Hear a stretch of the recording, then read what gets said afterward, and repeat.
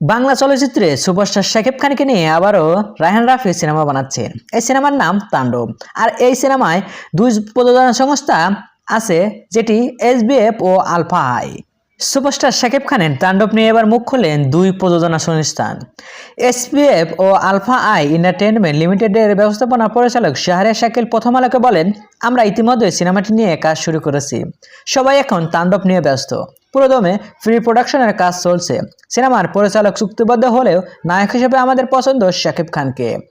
তার সঙ্গে গল্প নিয়ে কথা হয়েছে। তিনি গল্প পছন্দ করেছেন, মৌখিকভাবে জানিয়েছেন সিনেমাটি করতে চান। আমরা সেই পরিকল্পনায় এগোচ্ছি। শাকিব খান ছাড়া এই সিনেমা জমবে না। যত অ্যাকশন ড্রামা সিনেমা হবে, শাকিব খান ছাড়া কোনো হিট ছবি উপহার দিতে পারবে না কোনো পরিচালক। আর হ্যাঁ, এই বিরুদ্ধে আপনার কি মতামত কমেন্ট বক্সে জানিয়ে দিন।